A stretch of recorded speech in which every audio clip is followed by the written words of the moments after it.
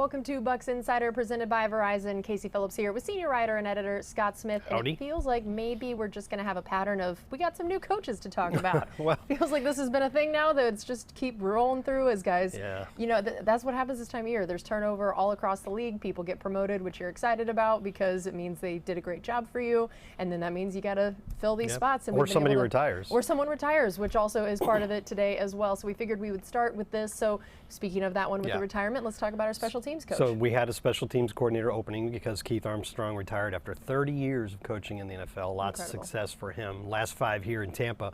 So the Buccaneers interviewed quite a few people, and at the end they hit on Thomas McGahee, who was in the same position for the Giants the last 6 years. Their units did some nice things over that time period, particularly in terms of kickoff and punt coverage, which is good to see. One thing that whoever was going to inherit this job or win this job as special teams coordinator was going to inherit two really strong legs. Yeah. Chase McLaughlin as a place kicker and Jake Camard as a punter. Those two, like Jake Camard hit 5 field goals of 50 yards or more, or no, maybe it was 7. Yeah, I think it was 7, but 5 of them were 55 or a yarder. And then Jake Camarda led the NFL with 18 punts of 60 or more. He seemed to get one of those like every game. Yeah, it just became like routine, which is crazy. So the Bucs were one of only 2 teams in the league that had a kicker and a punter ranked in the top 5 of those 2 categories. So talk about having a pair of strong legs on your team. Very few teams can boast what the Buccaneers have. So that's a great thing for Thomas McGahee coming in. I'm sure he's going to work on things like getting more out of the return game and stuff like that. Yeah, that's got to be exciting as a special teams coordinator to feel like you have true weapons. I think that's got to be a great feeling of knowing what all that can mean that you can do. And then, I mean, heck, Jake, I think could be a weapon even in terms of some fakes, some other things. Like I know he talks all the time. He can throw, he can run. He's incredibly fast. Yeah. So I'm hopeful that he sees him as a weapon in some other ways too. Before I get ahead of myself, I should point out that Chase McLaughlin is a pending unrestricted free agent, so he would have to be re-signed for him to, for this coach to have both of them. I think the Buccaneers are going to put quite a premium on re-signing him because we know the history, year after year after year. Draft picks, free agents, whatever, trying to get that kicker. And of course, Ryan Suckup had a nice 3 years. Oh, yeah.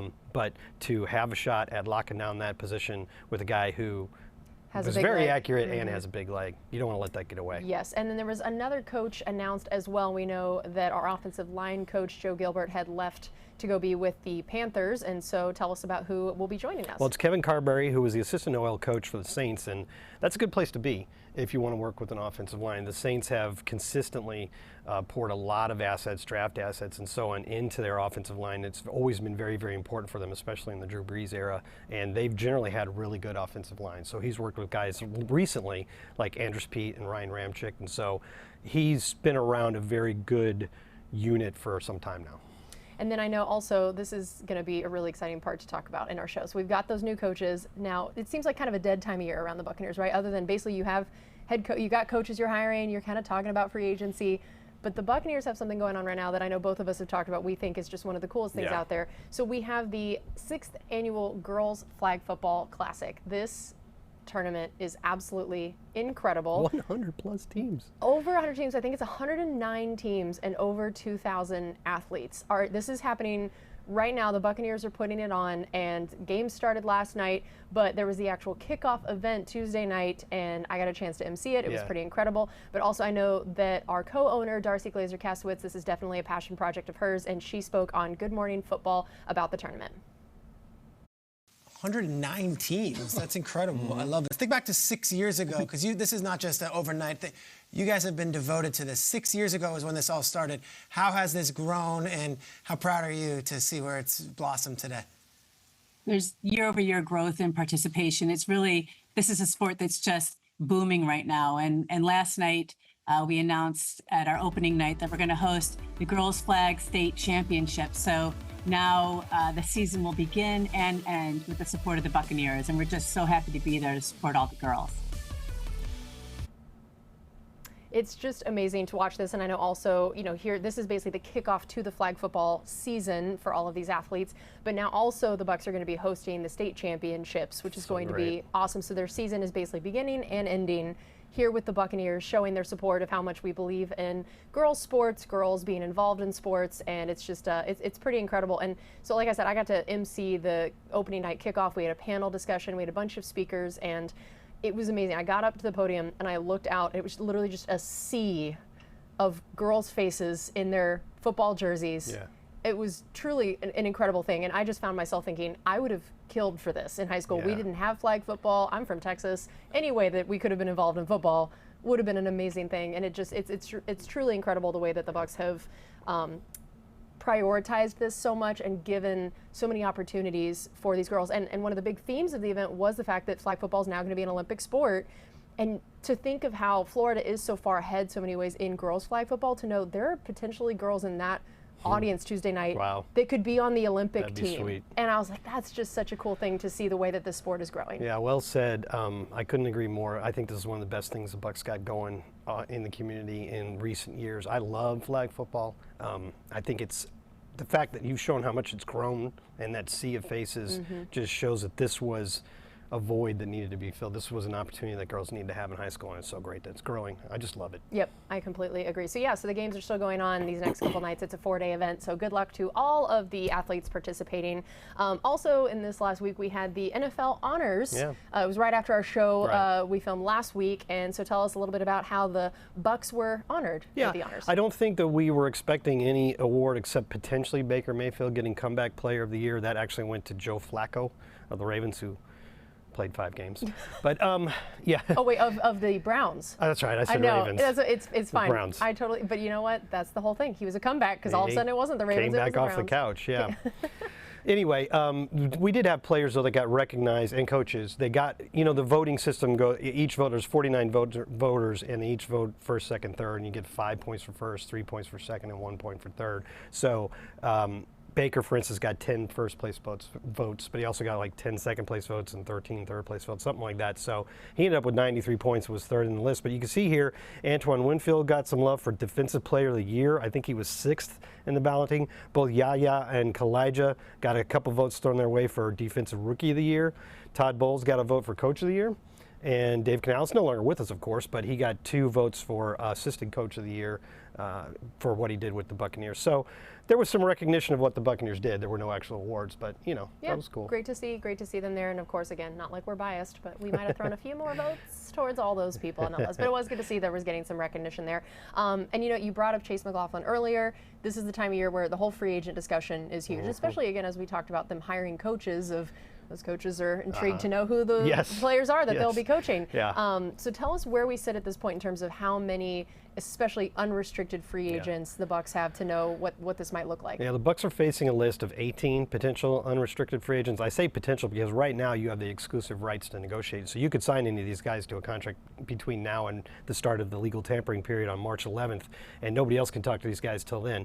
But if nothing happens, these 18 guys would hit the open market. This is presented alphabetically, so there's some big names at the bottom of both these lists. You didn't want to irritate anybody, making it seem like you prioritize someone over the others. We're going alphabetical. I mean, look at the bottom there. You got Baker Mayfield and Antoine Winfield Jr. You got Levante David up there, Mike Evans, Chase McLaughlin, you mentioned, Devin White. There's a lot of players that, and like Aaron Stinney started for a majority of the season. There's a lot of players up there that you would probably like to get back. I think they have already made their priority list, and that they're going to try to get everybody on that list back.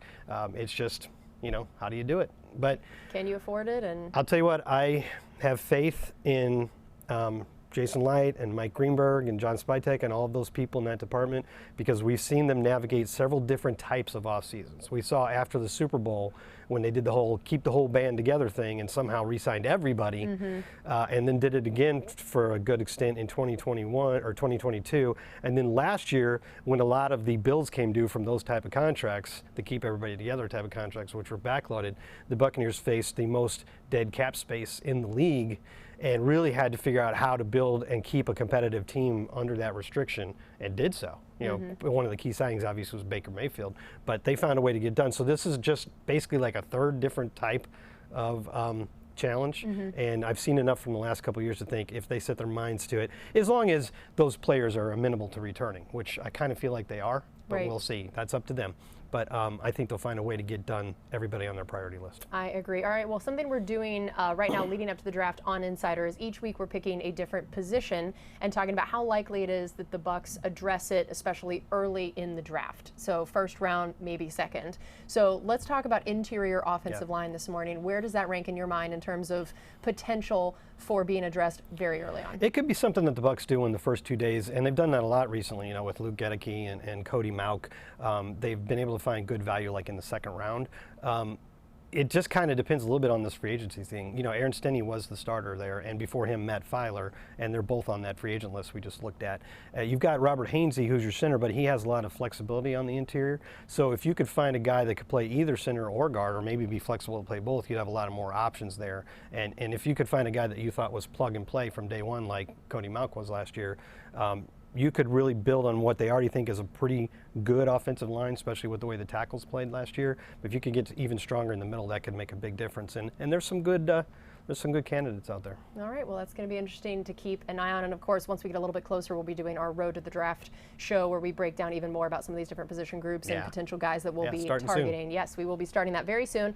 And our last little bit of news here, we just thought people might be interested in seeing this. So the Buccaneers are replacing their practice fields outside of the Advent Health Training Center. Those fields go through a lot.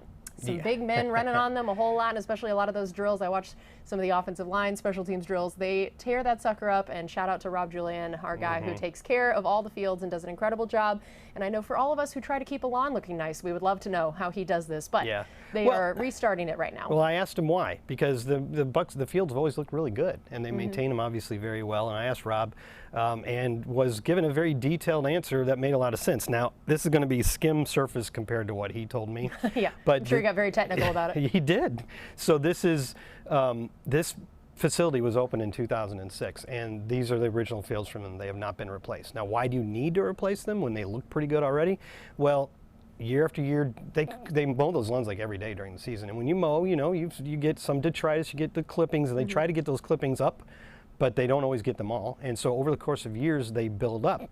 And he said if you had looked before we started tearing these fields up, and you saw the drainage, the tops of the drainage pipes, which used to be flush with the grass, they're now 6 inches below the surface. Wow. That's how much is built up over the, 2006, like 17 years? Yeah. So what happens is, there's a lot of things issues that causes. One of them being the roots.